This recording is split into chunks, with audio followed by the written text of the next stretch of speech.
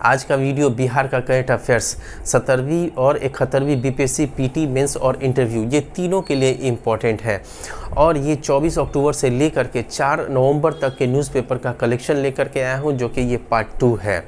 Part 1 मैं पहले दे चुका हूँ, जो लोग नहीं देखे हैं वो लोग ज़रूर आप लोग देख लीजिएगा। बहुत ही इम्पोर्टेंट सेशन ये होने वाला है, इसे आखिर तक सुनिएगा। साथ ही साथ लाइक, शेयर, कमेंट और सब्सक्राइब करना ना भूलें, और जो नए हैं वो बेल आइकन ज़रूर दबा दें ताकि आपको नोटिफिकेशन आपको मिलता रहे। मैं हुसैन सर आपका अपने इस YouTube channel revision for success में आपका अभिनंदन करता हूँ, खैर मकदम करता हूँ। इस इसके बारे में एक्सप्लेन करने के, ये टॉपिक्स के एक्सप्लेन करने से पहले मैं ये कह दूं कि मेरा एक टेलीग्राम चैनल है रिवीजन फॉर सक्सेस 23। मैं क्या करता हूं, यहाँ जो बताता हूं उसका आपको कलेक्शन जो है वो MCQ मैं आपको अपने टेलीग्राम चैनल पर डाल देता हूं। और वो जो क्वेश्चंस का जो लेवल होता है वो UPSC के लेवल का होता है, जो कि स्टेटमेंट वाइज होता है, और कुछ जो है आपको वन लाइनर भी होता है। तो स्टेटमेंट वाइज देने के पीछे मेरा कारण ये है कि पिछला 69वीं BPSC में जो क्वेश्चंस आए हैं, लगभग 34 क्वेश्चंस जो है आपको स्टेटमेंट वाइज आए हैं, और कथन कारण के रूप में जो आया है वो आपको एक क्वेश्चन आया है। तो हो सकता है कि इस बार 17वीं BPSC के लिए कथन कारण जो है वो बढ़ जाए। और एक बात और कहना चाहूँगा, जो 17वीं BPSC वाले जो हैं, आप 25 नवंबर तक का आपको डेली का न्यूज़पेपर आपको पढ़ना चाहिए, क्योंकि 25 तक आपको ये हो सकता है कलेक्शन रहेगा। क्यों? क्योंकि कोई भी जो पेपर तो हालांकि बहुत सारे क्वेश्चन सिलेक्ट हो चुके होंगे, लेकिन जो नया जो करंट वाला है उसको बाद में फिर ऐड भी करता है। और 15 दिन ही वो अपने एग्ज़ाम के जैसे पहले 15 दिन ही युद्ध स्तर पर वो सारा स्क्रूटनी करेगा, और फिर उसके बाद आपको वो जाएगा छपने के लिए, और छप करके आएगा वो बहुत फटाफट और बहुत युद्ध स्तर पर होता है। तो इसीलिए 25 तारीख तक, 25 नवंबर तक के न्यूज़पेपर का कलेक्शन आपको पढ़ना होगा, न्यूज़ को पढ़ना होगा। आप अपने स्तर से जो पढ़ते हैं पढ़िए, या देखते हैं जो भी चैनल्स देखते हैं उसको देखिए ज़रूर, ठीक है। तो आपको मैं ये कहना चाहूँगा कि मेरा पार्ट 1 अगर इसी का 24 अक्टूबर से 4 नवंबर तक का पार्ट 1 अगर नहीं देखें वो ज़रूर आप लोग देख लीजिएगा, वो मैं डाल चुका हूँ। और एक और बात कहना चाहूँगा कि हमारा जो और भी वीडियो जो है, जो कुछ बीच बीच में मैं छोड़ दिया हूँ, तो उन सब को कंटिन्यू करके आपको एग्ज़ाम के पहले मैं उसे आपको कम से कम 10-15 दिन पहले आपको वो पूरा का पूरा वो दे दूँगा, ताकि आप देख करके और आप उसको फिर से एक बार रिवीज़न कर लें। चलिए अब हम लोग आते हैं, आपको पहला टॉपिक है बिहार विज़न 2047। ये क्या है? तो बिहार विज़न 2047 क्या है? तो ये भारत सरकार की तरह ही, जैसे भारत सरकार का आपको है कि ये विकसित राष्ट्र का जो संकल्पना है या लक्ष्य है वो है 2047 है, उसी तरीके से बिहार सरकार भी अपना विज़न रखी है, आपको बिहार विज़न 2047, जो कि ये एक दीर्घकालिक विकास लक्ष्य प्राप्त करना है, ठीक है। इसके अंतर्गत क्या है? तो इसके अंतर्गत 2 दशकों के लिए, मतलब कि 20 साल के लिए, आने वाले 20 साल के लिए आपको सामाजिक और आर्थिक विकास की रूपरेखा तैयार करना है। अब इसके अंतर्गत है क्या? तो जैसे देखिए, बिहार सरकार जैसे 7 निश्चय 1, 7 निश्चय 2 लाई हुई है, तो आपको उसी को ही पुष्ट किया जाएगा। और साथ ही साथ आप जानते हैं कि जैसे बिहार सरकार जैसे विकसित राष्ट्र, भारत सरकार जैसे विकसित राष्ट्र का लक्ष्य रखी हुई है, तो उसको भी पुष्ट करने के लिए, यानी कि बिहार राज्य भी विकसित राज्य बने, उसके लिए बिहार सरकार जो है हर क्षेत्र में, मतलब कि सामाजिक क्षेत्र में और आर्थिक क्षेत्र में, जैसे आपको स्वास्थ्य का एस्पेक्ट है एक, फिर उसके बाद आपको स्वास्थ्य है और शिक्षा है, फिर उसके बाद पोषण है, तो बहुत सारा जो एस्पेक्ट है उन सब की रूपरेखा तैयार की जाएगी। ताकि आप एक चीज़ और जान लीजिए कि संयुक्त राष्ट्र, मैं कई बार अपने वीडियो में बोल चुका हूं कि संयुक्त राष्ट्र संघ का जो है आपको सस्टेनेबल डेवलपमेंट गोल है, लक्ष्य है, जो 17 लक्ष्य है 2030 तक, जो भी सदस्य राष्ट्र हैं, जो 193 सदस्य राष्ट्र हैं उनमें भारत भी है, तो उन लोगों को 2030 तक वो लक्ष्य पूरा करना। उस लक्ष्य में क्या है? तो स्वास्थ्य के लिए भी है, आपको शिक्षा के लिए भी है, और लैंगिक समानता के लिए भी है, आपको जलवायु परिवर्तन से संबंधित भी है, पोषण के लिए है। तो बहुत सारे लक्ष्य हैं, उस लक्ष्य को पुष्ट करने के लिए आपको भारत सरकार भी काम कर रही है ताकि आपको उस लक्ष्य को पूरा किया जा सके। और उस लक्ष्य को भारत सरकार अगर पूरा करेगी तो ऑटोमेटिक जो है विकसित राष्ट्र की ओर भी बढ़ेगी, क्योंकि आपका स्वास्थ्य अच्छा रहेगा, अगर आपकी शिक्षा अच्छी रहेगी और जलवायु परिवर्तन पर काम किए रहिएगा तो विकसित राष्ट्र की ओर आप आगे बढ़ेंगे। तो वैसे ही बिहार सरकार भी कर रही है, बहुत सारे योजनाएं ला रही हैं, जैसे जल जीवन हरियाली है, ये एक जिसके लिए काम कर रही है। यानी कि भारत सरकार का जो संयुक्त राष्ट्र संघ का जो लक्ष्य है वो जलवायु परिवर्तन से उसको भी पुष्ट कर रही है। यानी कि बिहार विज़न 2047 जो है बहुत बड़ा एक विज़न है जो कि इससे विकसित राज्य बनने की ओर अग्रसर रहेगा। तो ये जो है पीटी के पॉइंट ऑफ व्यू से तो क्वेश्चन आपको एमसीक्यू में मिल जाएगा। और ये बिहार विज़न 2047 जो है क्या है, मेंस में शॉर्ट क्वेश्चन जो आता है आपको, जो कि 5 शॉर्ट क्वेश्चन आता है, तो ये आपको करंट वाले में भी आ सकता है। ठीक है, तो इसको ध्यान से रखिएगा। आइए अब इसको हम पढ़ देते हैं समझाने के अलावा। मकसद दीर्घकालिक विकास लक्ष्य को प्राप्त करना, ठीक है, और 2 दशकों के लिए बिहार के लिए सामाजिक आर्थिक विकास की रूपरेखा तैयार करना। ठीक है, ये सब मैं बोल दिया हूँ, इसके अलावा भी मैं बोल देता हूँ। और ये भी याद रखिएगा कि आपको पेन और कलम ले करके रखना होगा, ताकि मैं यहाँ पर हर बातें मैं नहीं लिखा हूँ। ठीक है, यहाँ पे मुख्य बातें लिखा हूँ और कुछ बातें जो है फैक्ट के रूप में हो चाहे कॉन्सेप्ट के रूप में हो, जो भी बोल देता हूँ उसे ज़रूर नोट डाउन कर लें, ताकि उस पर भी मैं क्वेश्चन बनाता हूँ। जो बोलता हूँ उस पर भी मैं क्वेश्चन बना देता हूँ, क्योंकि वो मेरे नोटबुक में है तो मैं क्वेश्चन आपको MCQ बना देता हूँ। तो इसीलिए आप कोशिश कीजिएगा कि उसको नोट डाउन भी करते चलें। अगला जो है आपको राज्यपाल द्वारा 3 ग्रंथ का लोकार्पण। ठीक है, राज्यपाल द्वारा 3 ग्रंथ का लोकार्पण किया गया है। तो ये राज्यपाल कौन है हमारे, तो हमारे राज्यपाल हैं आपको राजेंद्र विश्वनाथ आर्लेकर हैं, जो कि 41वें आपको राज्यपाल हैं बिहार के। तो अब थोड़ा सा जैसे आगे इसको बताने से पहले थोड़ा सा हम लोग कुछ फैक्ट के बारे में जान लें जो मैं यहाँ नहीं लिखा हूँ। जैसे राज्यपाल, क्योंकि 17वीं BPSC PT वालों के लिए बहुत ही इंपॉर्टेंट होगा। राज्यपाल जो है आपको राजेंद्र विश्वनाथ आर्लेकर, वो 41वें आपको राज्यपाल हैं बिहार के। और देश जब आज़ादी से पहले, ठीक है, जब हम लोगों से जब बिहार का जब गठन हो रहा था, तो उड़ीसा से जब अलग हुआ था, तो अलग होने के बाद 1 अप्रैल 1936 को आज़ादी से पहले बिहार का जो पहला ये था क्या बोलते हैं राज्यपाल जो था आपको जेम्स शिफ्टन थे। ये इम्पॉर्टेंट है, याद रखिएगा। जेम्स शिफ्टन जो थे आज़ादी से पहले बिहार का जो गठन हुआ 1 अप्रैल 1936 को, तो उसका वो राज्यपाल थे। उसके बाद जब देश आज़ाद हो गया तो उसके बाद पहला जो राज्यपाल जो बने थे जयराम दास दौलतराम, ये पहले जो थे आपको बिहार के राज्यपाल थे। वो भी फैक्ट याद रखिएगा। अब आते हैं हम लोग यहाँ पर, ये आखिर राज्यपाल जो हमारे राजेंद्र विश्वनाथ आर्लेकर जो है 3 ग्रंथ का लोकार्पण किए, वो क्या है। मतलब ये जो है आपको ये कामेश्वर सिंह दरभंगा संस्कृत विश्वविद्यालय है, उसके पूर्व जो कुलपति हैं प्रोफेसर शशिनाथ झा, उन्होंने क्या किया है, विद्यापति जो कवि हैं उनकी जो 3 कृति है, कीर्ति लता, कीर्ति पताका और कीर्ति गाथा, ये 3 पुस्तक है जो कि बहुत इम्पॉर्टेंट है। उसका उन्होंने संपादित भी किया है और अनुदित भी किया है। किसमें, तो हिंदी में भी, संस्कृत में और मैथिली में। तो उन्हीं का ही ये पुस्तक, विद्यापति का पुस्तक जो है वो प्रोफेसर शशिनाथ जो हैं वो उन्होंने आपको इसका ये संपादित और अनुदित किया था। कौन कौन किताब है, तो कीर्ति लता, कीर्ति पताका और कीर्ति गाथा, इसको याद रखिएगा। इसके अलावा कुछ फैक्ट विद्यापति के बारे में भी जान लें, क्योंकि विद्यापति के रिगार्डिंग 13 नवंबर को एक संस्था के ज़रिए बिहार में वो विद्यापति पर्व समारोह मनाया जाएगा 13 नवंबर को। और विद्यापति जो है वो बहुत इम्पॉर्टेंट है, इनसे क्वेश्चंस UPSC में भी पूछा गया है और BPSC में भी आता है। तो ये इम्पॉर्टेंट भी रहेगा क्योंकि अभी इनका चर्चा हो रहा है। तो विद्यापति जो है ये एक महान कवि भी थे, और फिर ये मैथिली और संस्कृत के कवि थे।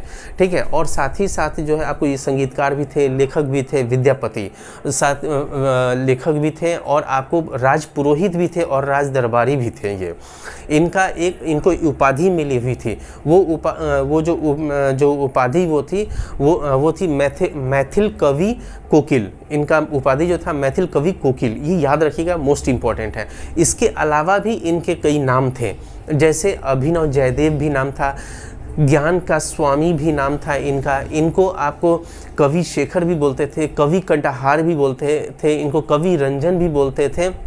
ये इतने नामों से ये जाने जाते थे। अब आते हैं इनका जन्म जो हुआ था आपको 1352 में होता 1352 ईस्वी में हुआ था, और ये हुआ था उत्तर बिहार मैथिली क्षेत्र में, जो कि आपको जिला था आपको मधुबनी में विस्पी एक जगह है, गांव है, वहाँ उनका हुआ था, जो आज उसको बिस्पी कहते हैं। तो ये मोस्ट इम्पॉर्टेंट है कि विद्यापति का गाँव कौन सा है, तो विस्पी, जिसको बिस्पी आज कहते हैं, पहले विस्पी कहते थे। तो आप इनका ये गांव है। और इनके बारे में अब बस इतना ही मतलब कि रखिए। इस और भी इन्फॉर्मेशन है इसके बारे में, आप और भी इन्फॉर्मेशन आप पढ़ सकते हैं, किताब में दिया हुआ है। तो आपको इतना मैंने आपको कह दिया, इसको थोड़ा पढ़ देते हैं, ठीक है। विद्यापति द्वारा रचित कीर्तिलता, कीर्ति गाथा और कीर्ति पताका, ये याद रखिएगा, कीर्तिलता, कीर्ति गाथा और कीर्ति पताका, ठीक है। अब आते हैं मंजूषा पेंटिंग। मंजूषा पेंटिंग आखिर चर्चा में क्यों था? ये तो है आपको ट्रेडिशनल क्वेश्चंस हो गया, लेकिन चर्चा में था क्यों? तो ये चर्चा में था क्योंकि बिहार का ही एक भागलपुर का व्यक्ति जो है वो बेंगलोर में ये मंजूषा पेंटिंग का प्रदर्शन करता है, बेचता है। तो वहाँ पर जापान से कुछ डेलीगेट्स आए थे और उन्होंने इसको देखा, और इसके लिए उन्होंने जो डेलीगेट्स बोले कि हम भी जापान में आपको इस पेंटिंग का, बहुत खूबसूरत पेंटिंग है, इसका हम प्रदर्शन करेंगे, इसीलिए ये चर्चा में रहा। वो इम्पोर्टेंट नहीं है, बस इतना है कि चर्चा में रहा। अब हम लोग जानते हैं कि मंजूषा पेंटिंग है क्या। ये भागलपुर जिला का एक लोक कला है, ठीक है। ये क्या होता है कि मंदिर नुमा एक बॉक्स होता है, उस बॉक्स पर हिंदू देवी देवताओं की तस्वीर बनाई जाती है, और कुछ अन्य भी तस्वीर आपको बनाया जाता है। और इसमें जो रंग जो इस्तेमाल किया जाता है वो गुलाबी, हरा और पीला। कौन सा है? तो गुलाबी, हरा और पीला इसमें रंग इस्तेमाल किया जाता है। और ये क्या मंजूषा पेंटिंग कहाँ का है? तो भागलपुर का है, भागलपुर की एक लोक कला है। इसको याद रखिएगा, ये बहुत ही आपको इम्पॉर्टेंट है, ये आ सकता है पीटी के पॉइंट ऑफ व्यू से, ठीक है। चलिए इसको पढ़ देते हैं। बिहार के भागलपुर की एक लोक कला है, मंजूषा पेंटिंग को पट्टचित्र भी कहते हैं। अच्छा, मंजूषा पेंटिंग को पट्टचित्र भी कहते हैं, ये भी ध्यान रखिएगा, ठीक है। मंजूषा पेंटिंग को पट्टचित्र भी कहते हैं। मंजूषा पेंटिंग बनाने में गुलाबी, हरा और पीला इस्तेमाल होता है, तो इसको भी आप ध्यान में रखिएगा। अगला टॉपिक हम लोग का है, बिहार के छात्र ने जीता संयुक्त राष्ट्र पुरस्कार। बिहार के छात्र ने जीता संयुक्त राष्ट्र का एक पुरस्कार जीता है। वो प्रख्यात प्रतीक नाम का लड़का है जो आरा का है, उसको संयुक्त राष्ट्र संघ में जो है आपको विषय था आपदा प्रबंधन, तो उस पर उसका आलेख छपा था, और उसको वो वहाँ पर उसको पुरस्कार उसको दिया गया। और वो जो हुआ था, ये आयोजन हुआ था, वो आयोजन जेनेवा में हुआ था, और उसका नाम है आपको UN robotics for good youth challenge in India 2024, ठीक है। क्या है नाम? UN robotics for good youth challenge in India 2024। यहीं पर इसी के तहत जो है ये सम्मेलन जो हुआ, और वहाँ पर पुरस्कार जो है संयुक्त राष्ट्र संघ का पुरस्कार उसको प्राप्त हुआ है जेनेवा में, ठीक है। ये याद रखिएगा किसको मिला है, तो आपको प्रख्यात प्रतीक उसका नाम है जो आरा का है, और विषय जो था वहाँ का उसका विषय जो था आपको आपदा प्रबंधन, तो उस पर जो है आपको प्रख्यात प्रतीक ने आपको ये किया था। तो इसको ये जो है प्रख्यात प्रतीक आरा का है जो विषय आपदा प्रबंधन था, ठीक है। ये इम्पॉर्टेंट है आपको ये पीटी के पॉइंट ऑफ व्यू से। अगला टॉपिक है बच्चों को स्तनपान। बच्चों को स्तनपान, ये बच्चों को स्तनपान ये क्यों आखिर चर्चा में था? तो एक रिपोर्ट दिया गया था आपको समेकित बाल विकास सेवाएं निदेशालय के जरिए, ठीक है। किसके जरिए? तो आपको समेकित बाल विकास सेवाएं निदेशालय के जरिए जो है एक रिपोर्ट दिया गया। उस रिपोर्ट में कहा गया कि आपको जो स्तनपान कराने में कौन सा जिला नंबर 1 पे है, तो पटना नंबर 1 पे है, भागलपुर नंबर 2 पे है, और उसके बाद जो है मुजफ्फरपुर नंबर 3 पर है, जो कि मेरा जिला है मुजफ्फरपुर। तो मुजफ्फरपुर जो है तीसरे नंबर पे है, और पहले नंबर पे स्तनपान कराने में पटना है, दूसरे नंबर पे भागलपुर, और तीसरे नंबर पे आपको मुजफ्फरपुर है। अब ये जो है आपको समेकित बाल विकास सेवाएं निदेशालय जो है, इसके ज़रिए जो है महिलाओं को प्रेरित किया जाता है कि स्तनपान कराने के लिए। क्यों किया जाता है? तो आपको ये पता होगा कि जब बच्चा पैदा होता है तो माँ का जो दूध होता है वो 6 महीना वो रोग प्रतिरोधक क्षमता के लिए बहुत ही लाभदायक होता है, बहुत ही फ़ायदेमंद होता है। तो इसीलिए वो पिलाने के लिए इसके लिए प्रेरित करता है आपको समेकित बाल विकास सेवाएं निदेशालय के ज़रिए। अब देखिए, अभी आज ही के पेपर में, हालांकि ये 24 से 4 नवंबर तक का है आपको ये न्यूज़ का कलेक्शन, लेकिन आज मैं जो पढ़ा हूँ तो आज जो पढ़ा हूँ उसमें दिया हुआ था कि आपको एक माँ जो है आपको 2600 लीटर दूध जो है वो उसका अपना दूध जो है वो दान देती है। तो वो जो महिला जो है अमेरिका के टेक्सास की है, तो उसने 2600 लीटर, यानी कि उसका गिनीज वर्ल्ड ऑफ रिकॉर्ड में वो नाम दर्ज हुआ है। अपना ही रिकॉर्ड उसने तोड़ा है, पहले कुछ कम था और अब कुछ ज़्यादा है। तो ये दैनिक जागरण में ये न्यूज़ था, ठीक है। तो इसको थोड़ा पढ़ देते हैं। समेकित बाल विकास सेवाएं निदेशालय की रिपोर्ट है। पटना नंबर 1, भागलपुर नंबर 2 और मुजफ्फरपुर नंबर 3, यानी कि बच्चों को स्तनपान कराने में, ठीक है। और स्तनपान कराने के लिए समेकित बाल विकास सेवाएं प्रेरित करता है, ठीक है। ये हम लोग चर्चा कर लिए हैं। देखिए, जो भी है आपको अच्छा लग रहा होगा तो लाइक ज़रूर कीजिएगा, ठीक है। अब आते हैं सरोतर झील। देखिए, सरोतर झील आखिर चर्चा में क्यों है, पहले ये जान लें। सरोतर झील जो है आपको पश्चिमी चंपारण में है, पूर्वी चंपारण में है। पूर्वी चंपारण आपको ये मोतिहारी के डुमरिया घाट में है, ठीक है। ये चर्चा में क्यों है, तो बिहार सरकार ने क्या किया है कि 12 झील का सर्वे किया था। तो 12 झील का सर्वे किया था, उस झील में जो उनमें से जो है एक जो इम्पोर्टेंस दिया जाएगा ये सरोतर झील को दिया जाएगा, जिसको वेटलैंड के रूप में विकसित किया जाएगा। वेटलैंड क्या है, तो वेटलैंड जो है आपको आर्द्र भूमि होती है, जो कि नीचे जो है मिट्टी रहेगा, दलदली मिट्टी रहेगा और ऊपर पानी रहता है और जलीय पेड़ पौधे उसमें उगे हुए रहते हैं।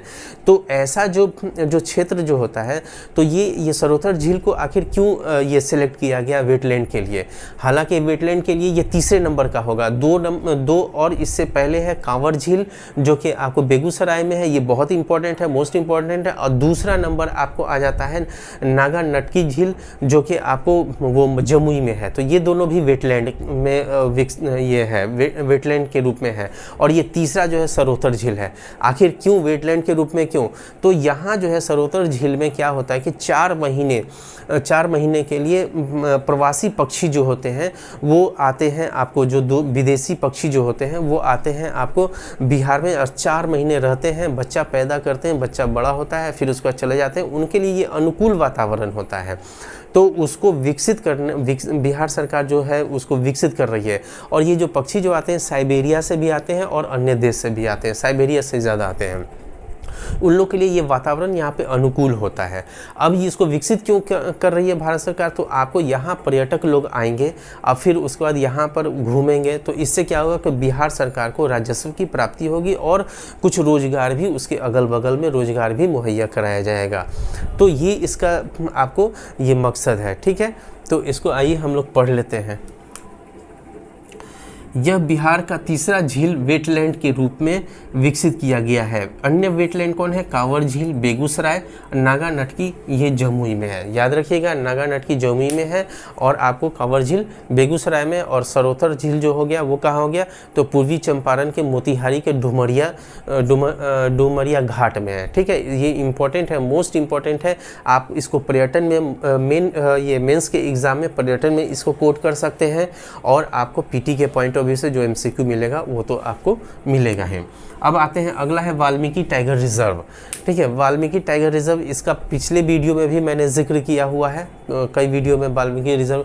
तो इसको इस बार जिक्र करने का मकसद क्या है, तो ये चर्चा में है इसलिए कि इसका अब इस साल का सत्र जो है स्टार्ट हुआ है, आपको 21 अक्टूबर से इसका सत्र स्टार्ट हुआ है।